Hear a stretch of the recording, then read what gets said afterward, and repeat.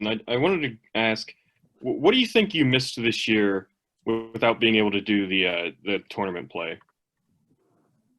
Um, I think the preseason that we didn't have, the competition part, is what we missed the most. You know, getting ready to gear up for the Big 12. Normally, we have 4 weeks of competition prior, and then we can figure stuff out via tournaments and all that stuff. Normally, we play three teams per weekend for 4 weekends. So now we have 12 matches that we can kind of get some good numbers from, and a little bigger sample size than just from practice. Just competing in those tournaments, I think playing against another team really helps. So that's what we missed. Next question is from Ethan. Hey, Coach. So last Friday, you said after the game, if this doesn't hurt, then something's wrong. Did you see anything this week that was a different approach from your players that you were impressed with? Yeah, we practiced on Sunday, and I thought we had a really good practice coming off, 2 5-game losses, and that's never really happened before. So I think they're engaged and they want to get a lot better. And I just saw from we practiced yesterday too. So I just saw from individuals that they were trying to make changes and apply that to what we didn't do on Friday and Thursday. So it was really cool to see. And next up is Samuel.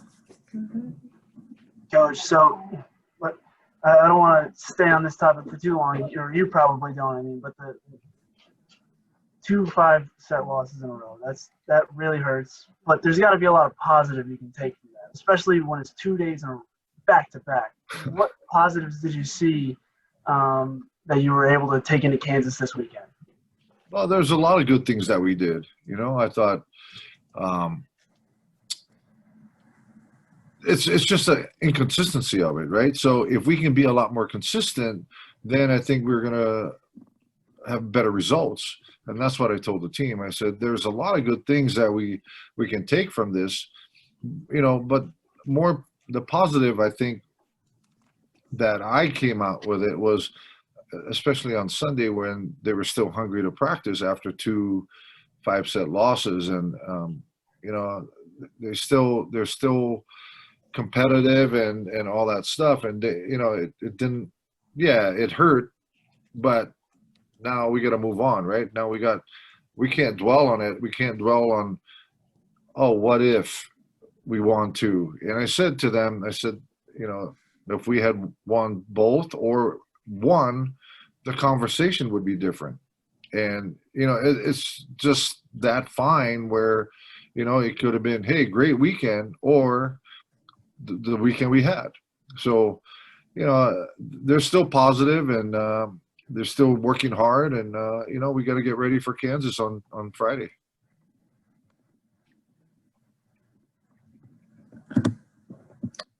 Next question is from Matthew. So kind of going similar to a question we had earlier, facing adversity is really important when you're trying to build a team, and going off those 5-set losses. How important is it to kind of build off that adversity and kind of grow as a team overall? We got to be put in those situations, right? So, and we were, we were up 2-1 both matches on over the weekend, and if we're not in that situation, we're not going to learn from it. So, again, to answer kind of your question, Samuel, too, is, hey, we were in those situations, but now we got to figure out how to win and grow from that. So, again, if you don't make mistakes, and that's what we tell our players, how can you learn from it? So, not saying that, hey, we should be in that situation all the time and and lose those matches. Now, hey, we were in that situation, and now we got to win those matches. So, it's a few points here and there where, if we had done better things, whether it's a better dig, a better set, a better attack, what I told the team was we have opportunities. The thing we didn't do was convert those opportunities into points. So that's what we're working on right now. And we'll go back to Samuel. You've been through now twice the unique back-to-back schedules. Is there any difference in preparation now that you've noticed? Like, do you have a different set of film? Do teams come out different the second day? What have you noticed that's unique about this whole setup so far? You don't have much time to change or make major adjustments, but you can tweak it a little bit and make minor adjustments. And, I thought we did some good things, but not good enough. Like we didn't stop number 10 for Kansas State on Thursday night. If she had the same numbers that she did Friday night on Thursday night, I think we would have a better chance to win. So we made some good adjustments, but we just couldn't, like I said, we couldn't convert those opportunities into points, and that's what hurt us. And it, it's not like we didn't have swings for them. We did. We just shot ourselves in the foot and made some errors. Next question is from Ethan. So, Coach, it's still a little early, like in the season, but Kansas shares same record as you guys. How much more important are these matches this weekend for you guys in terms of where you want to be with a team that you're tied with? Every weekend's important. We're in the Big 12, so every win we can get helps. Kansas is a good team. They're a lot better than they were last year, and they have the same record as us, but they played Baylor and they played Texas. So, they're good. They could easily be the third best team in the conference, but who knows, right? Because they're 1-3 right now, the same record as we have. And, so we're going to go there and compete hard and see what comes out of it. But, if we can steal a win from Kansas, then it'd be great. And we'll go back to Matthew. So going to Kansas, this will be your second road trip of the season in this new kind of world of COVID. How did you think your team handled the first round of kind of getting used to the precautions and stuff? And what can you learn from the first road trip that you can take into the second road trip? It's interesting because normally we don't spend 4 days in one spot. So that was really weird in itself. Normally we go to, say, Kansas, we get there Tuesday and then either leave Wednesday night or early Thursday morning. But now, we're going there tomorrow and then we don't leave till Sunday. So, we got to figure things out. And it's not just playing, it's where to eat, what to eat. Can we go to restaurants? And we don't want to go to restaurants. So we have to cater food and do all that stuff. And, does the hotel allow us to cater outside food in, or do we have to just eat at the hotel? Stuff like that. But more importantly, from a playing standpoint, we're playing back-to-back. And I keep telling our team or my team that our fitness level has to be good, to play back-to-back nights, especially if you're playing 2 5-setters. I mean, you got to be good. And just from the tech trip, though, it's, I think we learned a lot, that we have to make sure that we're safe and just stay away from people. And next question is from Samuel. Coach, your middle blockers, I feel, have specifically Audrey and Brianna have kind of separated themselves in the league as two of the top at least among the upperclassmen, what kind of difference do they make in your guys' matches? No, they've been really good for us. So we got to continue for them to be good. You know, my philosophy is if we have good middles, then you can set the middle and then work inside out.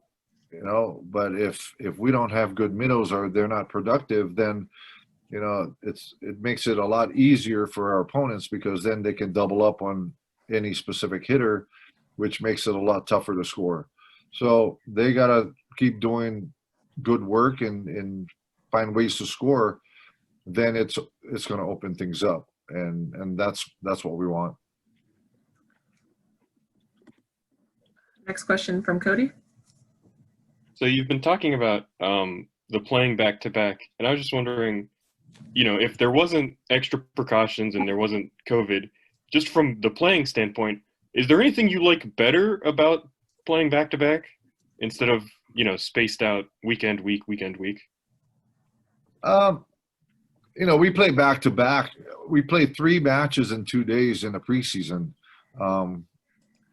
So we understand that a little bit and the preparation of all that stuff. So it's not anything new, but it just gives us more time if we're more spread out, that from a recovery standpoint and better preparation for your opponents. But, you know, because of our situation now, I mean, we got to deal with it, and hopefully we're good at what we're doing, and the preparation of the team the first night and the adjustments we have to make the second night to be successful. So, you know, our staff's working hard and trying to get the team ready, not just from game time, but from the previous week or the start of the week.